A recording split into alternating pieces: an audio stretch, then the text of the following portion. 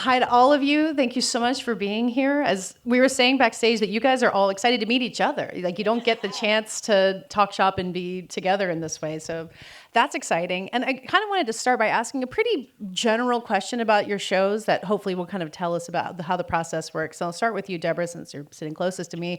Can you think of a moment from this second season of The Diplomat? You guys are getting into the groove of making the show where you thought, okay, it's working. Like, we've got something, it's doing what we needed to do. And then who do you talk to make sure that feeling is right? Who do you bounce things off of to say, oh, we're good, we got it done, right? Is there a person like that and a moment like that for you? I've never had that feeling. My producer, Janice, is in the audience, so I do the other thing, which is, this is a piece of shit and we shouldn't shoot this, right? And she's like, why don't we breathe for a moment? We have to shoot something, otherwise all these people will have to go home. How about you, Lesli? Oh, my goodness. Well, I just have to say, I am so thrilled to be sitting here on a panel called Rebels and Rule Breakers. That is awesome. And I just have to add one thing. I'm a director. These are all showrunners. And I think that conversation is super important because these are my key collaborators. So I have to say, I love being a storyteller, and I love it that we do it in this crazy way with hundreds of people, and they are all collaborators. It's a team sport, but I have to say, the writer is my partner, and I feel like when you have that perfect combination, you are there to tell the story in the best possible way, and I think that is really critically important, that is, obviously producers, DP, everybody, but yeah, you guys. I think the moment I want to share is I was in editing and seeing the last cut of episode 8, and it was in that moment that I was crying for Justin and Keisha, but I was really crying out of relief for what I call for all of us, all the storytellers that it takes to make these shows, and how much we were, we don't do pilots anymore, which I advocate for, but I didn't get that. So it's a blind faith and belief in these storytellers. You are like I hate to use war terms, but for the lack of another one, that's kind of, you're in the battle, you're in it together. And so I felt like in editing, we landed the plane. And I just felt such relief that what was projected on that screen, everyone's best work showed up. Everybody is on that screen. And having people that will be brutally honest with you. Yes. And say, that sucks. Yes. So that you can make it better. So you can make it better, so yes.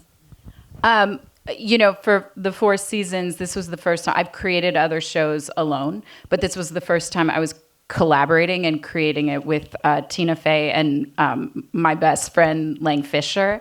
And it was such a wonderful feeling because in the process, there's a million moments where this sucks, but also there's a lot of moments where, in your first table read, you're like, okay, this might be a thing. And on set, there's moments where it's like, okay, it's like things are coming together, sometimes in ways better than you expected. And it was so nice to have 2 other women to be doing this with, because it was almost like how it is in a marriage, where it's like there's days where one person's like everything sucks, and there's days where and the other one's like, no, it's not so bad, and then you flip those positions. And so it was really nice to not always have to be the leader of the ship, being like everything's great, when a lot of times it's not. For me, my director of photography, another rebel and rule breaker, Jessica Young, was my person throughout the process, because we were, figuring it out as we went, and things were happening, and we were having to make decisions in the moment almost every time we were on a shoot with Simone. So having her and us being able to talk through all of these moments, and thinking about Simone and what she was going through, and how this would impact her, and to make sure what we were doing wasn't becoming part of the story, that we were able to capture her experience without interrupting it.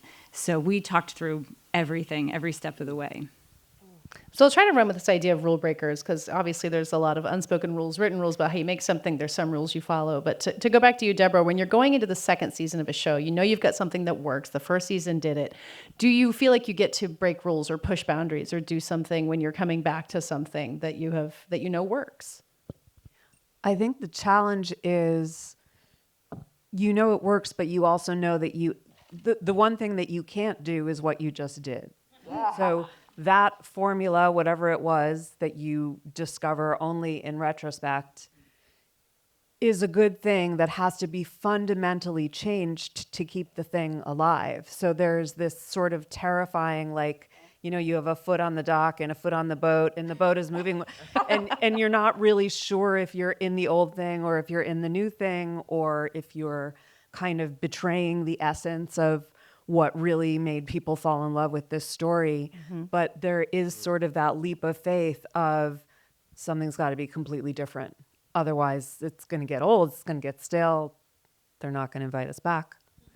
I think that's also a part of the audience, the growth of the audience. I mean, they are taking in so many stories that you've, in a lot of ways, you, how do you stay ahead of an audience?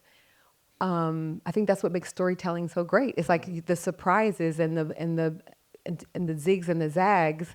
So I also think, and the honesty and the authenticity, and they have so much to, not only just from the crafting of story, but like, and beautiful documentaries, but also just TikTok. Like what's going to keep them engaged is something that I think about. Though I'm not in my second season of Forever, I've had second seasons in other ways, and I just think about the audience is growing, and it actually is a beautiful dance, I think, thinking about them and then not thinking about them. Mm-hmm.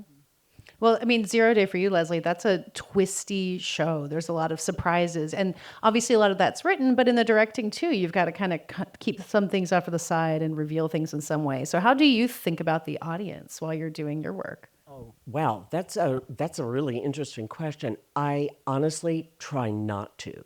I want to stay honest to the story. And, you know, for me, Zero Day is about what is truth in a post-truth world. And how do we have a conversation if we don't agree on what is fact and what is opinion? So that to me is a really compelling story. And I always think like, okay, this is a paranoid conspiracy thriller, which is a great kind of engine to tell stories. But if you don't have complicated, layered, complex characters, none of that matters. So for me, I try to stay honest to the storytelling and the moments that are happening and hope that that lands with an audience. You know, I mean, Zero Day has a level of anxiety under everything. And it's all based on factual information, tons of research. And I had a dream team cast and crew. I mean, I felt like the luckiest director around. But shooting, I've never shot all hours, so it was 103 days of shooting. Wow. Which was a huge challenge. I looked much younger a year ago.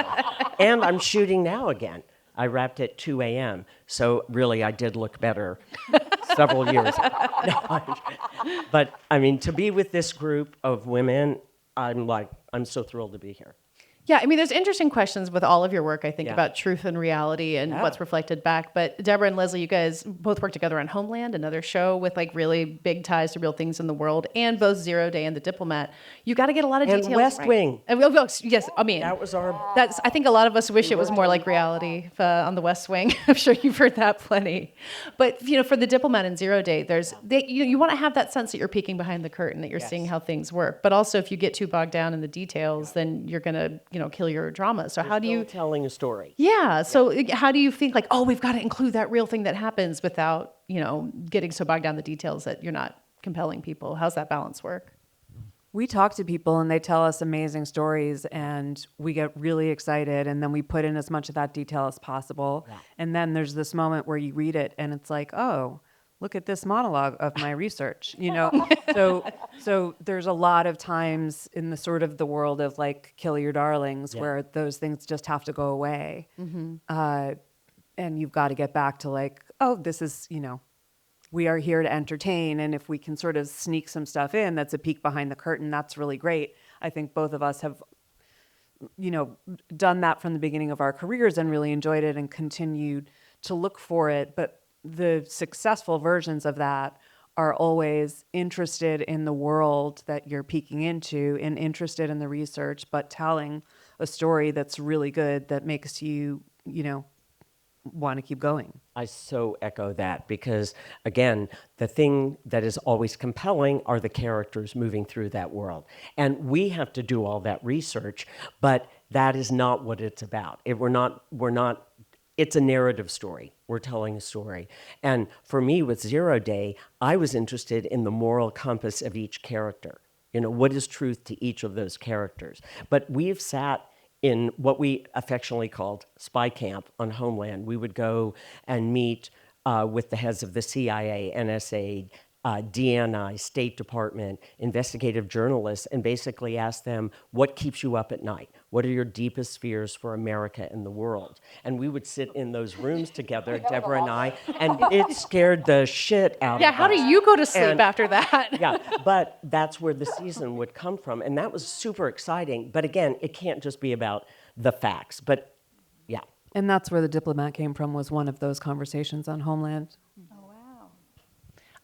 Sorry. Oh, no, you Can go I ahead. ask a question? So when you're doing actual documentary, I imagine is still a sort of a similar process of at some point I have to look for a story and tell that, not. So how do you know when you find go that? in, or does it change? You make a plan. Yeah. And then you prepare to virtually ball up that piece of paper and throw it out. And that's how I go into everything. Very planned with some idea, but then open to change. That's how I approach directing. Yeah. Or childbirth, similar. Or Yeah, you have to be prepared similar. to follow what's happening in front of you, not what you thought was going to happen. And that happened with Simone. I mean, she got injured in the first day of competition at the Olympics. And we could hear her say, when no one else could hear, we heard her say, "I just tore my calf muscle." And, the beads of sweat are still dripping down me thinking about that moment because it was such a panic moment. And it's so good in the documentary. It's chilling, that moment. You just feel so much for her, but that's because of the work you did. Oh, well, thank you. I mean, you care so much for Simone. And when you see her journey, it makes what she does on the competition floor so much more impressive. And then to see what she was continuing to go through in those very moments when all eyes were on her again, I think it just reminds us of the human being behind this great gymnast and how she was able to do that. That's so, and what you, Mara, and Tracey have done, it's like we get to peek behind the curtain and see how human beings interact. Like, I love being in the back rooms of power and see how decisions are made. And we get to see that with your characters, what you expose. It's... Oh, marriage, Tracey. Oh, marriage. Oh, yes. Oh, marriage. And That institution. yeah, for Tracey, you're working with Tina Fey and Lang Fisher as your collaborators. Do you guys start with that, just being like, tell me all the marriage stories of people in your life. Tell me all the things you fear about happening in your marriage. Like, how much do you open up to make that? We storytelling? do. Yeah. And, this was a new, I could not have made this show, 10 years ago or at the beginning of my career. Tina and Lang and I have made a certain kind of show, a comedy show, like a networky kind of fast-paced comedy show with a very specific tone for a long time. And I think there was a feeling from all three of us that was like, what if we tried something different? And, going into it, we weren't sure what it was going to be like. And I think we were very nervous about, are people going to watch this and be like, why isn't it 30 Rock? I'm furious. Maybe maybe someone is. But even our room that we assembled was a lot of old friends, a lot of people who have been doing this for a long time and have been married for a long time, but they're comedy writers. So it was very new to us. I think in drama rooms, maybe it's more common, but it was so interesting, these comedy writers that I've known and just spent hundreds of hours with pitching jokes, but I don't really know what you and your wife fight about, but now I do, and that was where we started, where we were like, okay, we all want to do this thing differently. So let's be really honest about what's going on in our marriages and what is the funniest and the darkest and the weirdest parts of being married and being friends for a long time. I think for me, it was interesting when I had the chat. I am going to name drop, but when I got to chat with Judy Blume That's a name drop you've earned, I think. about a book that really changed me. I felt like I was heard, seen, understood. Someone willing to talk about the truth about what was potentially my near future, and what was pivotal, I think, in the reimagining of this was Judy wrote the book for her daughter back when the birth control pill had just come out in 1975 I know exactly, in the 70s. She wrote the book so that her daughter could understand just the approach to sex and relationships. And also her daughter was asking, could someone not die if a girl had sex? and sort of like this, something bad can happen to her. But we started a conversation about if Catherine was the most vulnerable going out into the world, exploring who she was and protecting her future, as well as curious about sex, who is that now? And I posit it's the Black boy. Because as Black parents, and then again, if you're going to switch it to Black, whereas the parents in the book give their white children a lot of privilege and freedom and independence, Black families trying to get their children to stay alive, especially at the time I set the story, 2018, between Trayvon Martin's murder and George Floyd's murder, we were scared and screamed into a vacuum. But part of that survival, a part of making sure my child comes home, is when we're starting talking about their coming of age, they're exploring who they are personally and intimately, emotionally, and potentially sexually. If you are going to protect your Black boy in America, you're going to have to tell them that just by the skin they're in and the height that they have, the muscles that they have, a penis that they have, that they are enemy number one. And that you have to talk about rape sometimes before you can talk about his feelings and how he is as a human being. And that you deserve love and you deserve somebody to like you as much as you like them. But then, your mom and dad put you in a private white school and not a lot of people are showing you that they like you. You don't realize what you're risking when you do that. And so me musing off of my own mothering, worried about my own sons, and then all these beautiful boys who I've seen since preschool and kindergarten, it broke my heart to think that somebody that they like, they don't even have the experience of having someone maybe not like them back. In a time when wearing a hoodie, their mother freaks out when they wear a fucking hoodie. That where was their existence to live? Where was their existence, let alone to live, let alone to explore who they are and a very natural rite of passage. So Forever to me is my love letter to all children, but specifically wanting to carve out some space for Black boys and Black girls, just like Judy carved out space for me to consider who I could be in the future.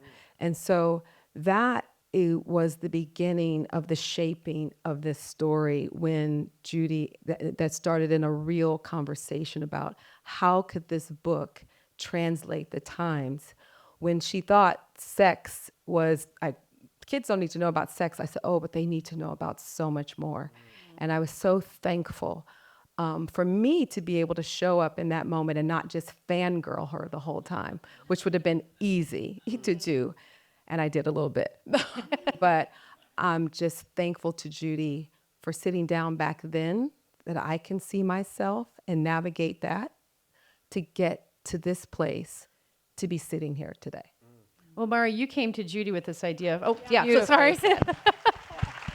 Please don't let me cut the applause off.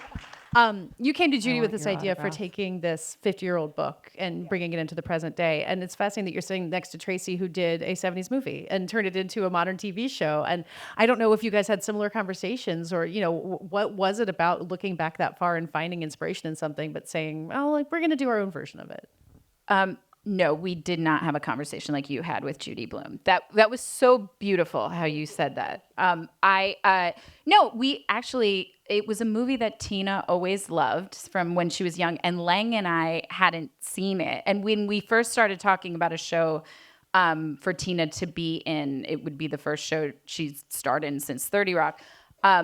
Just kind of talking about tone and talking about, we want it to be like cozy and watchable and not people screaming at each other, and a meditation on friendship and relationship and these things that are so meaningful to us. And she kept bringing up the movie.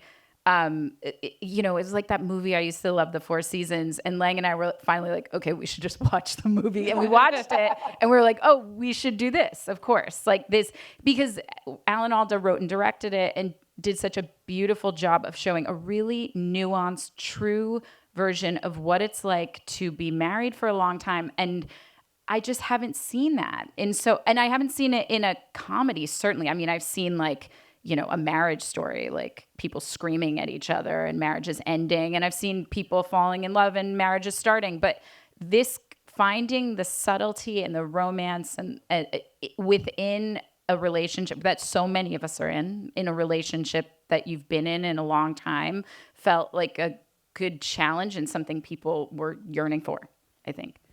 I mean, for all of you, I guess, at this point in your careers, you've worked a long time. How often do you get the chance to say, I want to see this in the world, I haven't seen this, and get to actually make that happen? Like, a lot of things can get in the way, but have you all had that moment like Tracey did of saying, like, I haven't seen this, let me see if I can make it exist? Well, that was Girlfriends. That was Girlfriends. I wanted to get in the conversation, and it was interesting because I was attracted to the show like everybody else. Sex and the City was on, and it was it was this new conversation about what women really might be thinking as opposed to what you want them to think. And I just wanted to get in there, and quite honestly, they left us out. Being Black women were left out of the conversation, and there was starting to be people were getting upset about it. I was like, oh no, there's the opportunity. There's the opportunity.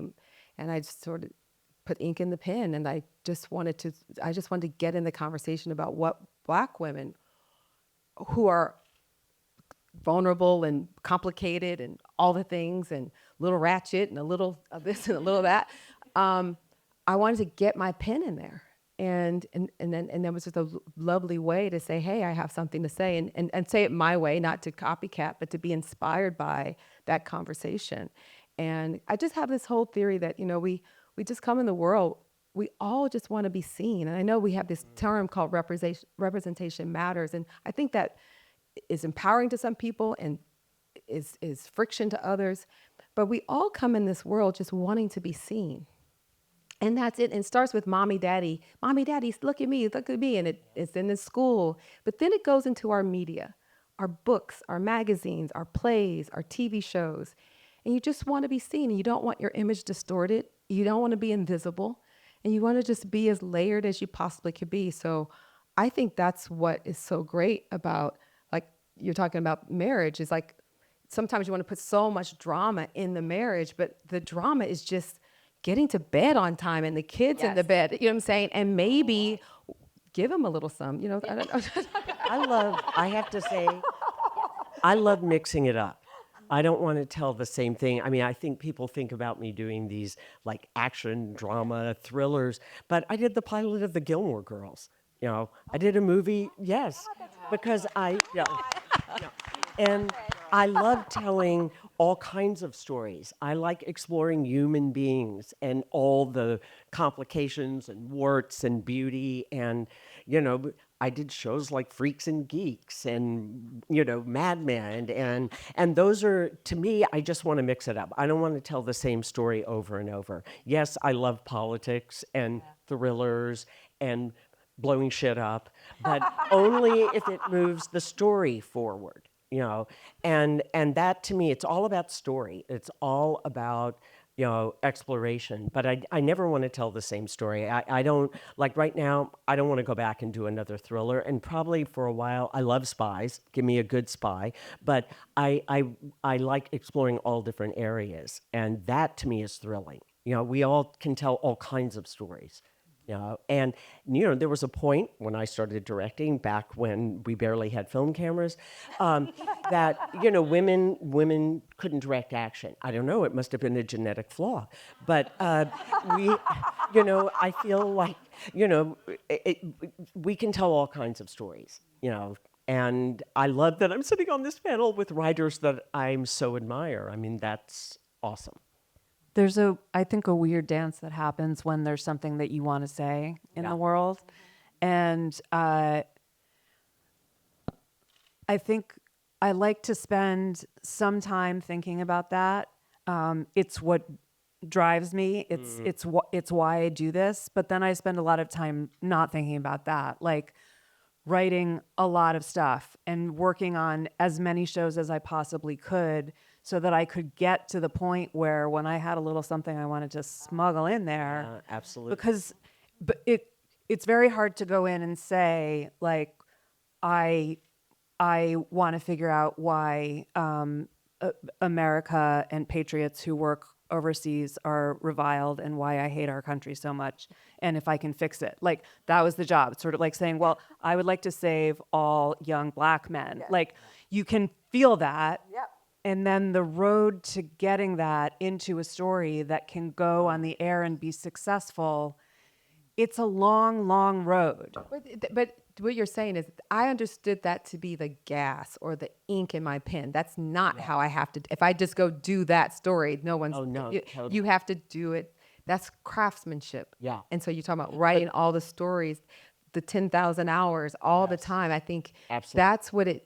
That's really, I love what we do. The collaboration and craftsmanship is what carved these stories out. Yeah. But sometimes, just for my own motivation, why did I want to do this in the beginning? I want love to exist. So then how do you tell the best fucking love story? Absolutely. And Debora, I've seen, because I've known you for so long, I've seen all the work you've done to get to the point to create the Diplomat. And that is amazing to see with someone you really like. One of the things that I noticed, though, is that no matter what the show is, I'm always writing the same story, which is a woman overwhelmed in a situation and trying to pretend that she's not, but letting the audience see that she is. I mean, that's the episodes that we did together on The West Wing. It certainly was all of Grey's Anatomy. Homeland, it was very clear that she was a woman who was. Can I just say, barely I her teeth together. fucking love Homeland. I was like, I love. It's God, that show. That was so good, because to your point, it's those details about the woman. Yes. Who, by the way, is saving our country, but can she just get through the day? I think that's most human beings is, again, can I just get through that's the drama. Yeah. But even the clip they showed, I love how even the judgment on women that we do, or was she preparing her or was she judging her? Like, even that sort of conversation we can have. So anyway, thank you. That was what I was saying. I have to say, I spent 8 years on Homeland as the producing director, and it was extraordinary because we reinvented the show every season in another country, and that kept it fresh. But Claire Danes, oh my God. She My cannot- so-called life. She had me at my so-called life. I like, it is interesting about what one continues to explore, what you were talking about, because I feel like I keep going back to the theme of people being put in extraordinary circumstances and to find out who they really are. Like, I want to believe if the bombs start dropping right now, I'll be a hero, I'll save us all. But I don't know Thank that. Maybe I'll crawl under the chair. I'm running and hiding. Take that, I'm hiding under you. Yeah. Now, I I'm don't hiding want to behind you. believe that, but I do feel like you come back to certain stories till maybe you work them out in your own life. I don't know. But that's fascinating. Like, what are the themes and the things that you all keep coming back to explore? It's fascinating. Yeah. I mean, it was the case with Simone. One of the very first things she said to me was, I wish people knew me as Simone, not just Simone Biles. And I kept that as my thesis. Wow. Process, because, we all know her as the GOAT, and we see her in these big moments in her career where she was faced with so much adversity, and that obviously is what has helped define the person she's become. But when you peel that back, she's a human being first. And trying to be with her and sit with her in some of those more quiet moments and in these moments that are maybe even at times just a little more common and normal, it allows you to understand a little bit more about who she is as a person. And then when you layer on all the experiences she had in her personal life, it makes what she does on the gymnastics mat that much more impressive. And so always trying to keep her humanity and understanding Simone, the person, as first and foremost in the storytelling was really important to me. It was important to me, so thank you. Real fun fact, a Netflix tie-in is I was producing Stamp from the Beginning, and her announcement of about talking about the depression and all of the heaviness on her and what was demanded of her, it helped us produce that show. If anyone's saying Stamp from the Beginning, it's a documentary, and the Phyllis Wheatley moment was bedded in there, and Simone was used in a way to keep the story alive because it was happening in real time. And then now later, and you were then producing it while we were trying to advocate for it. So anyway, Simone is a hero all over the place, and so thank you for shaping her story so beautifully. Well, she was the one that shaped that story. You know. It is. No. Katie, no. No. Katie, no. No, we're not taking gonna. We're not gonna Not do buying that. it. No, we're not gonna do that. Who was it at Lynn? That who lives, who dies, who tells your story? Who gets to tell the story? Yes. Is actually, Simone. But you could point that camera a different way. You can shoot her a different way. You can choose to put certain moments and cut them together, and then it becomes fake news. And then it's just Simone Biles. And Not Sim- Simone. Yes. So the craftsmanship, I think as we rebels and rule breakers, I think the most rebellious thing is that we've taken up the space to own who we are and know that we are crafting at the top of the level, at top levels. And because of that, you knew to hold on to her humanity, and you did it. That doesn't always land. Yeah.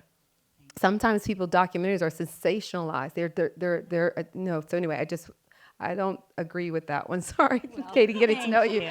Thank you. It is Simone, but it is you crafting also the story. That's what I'm saying. Well, I appreciate that. Yeah. It has been such a pleasure hearing you guys talk to each other. Not, me getting to ask you questions. I'm sorry to say that we are out of time. So I want to thank you all so much for being here. We have the next, the group of Rebels and Rule Breaker actresses to bring in. So thank you all so much. Thank you for being here. Thank you.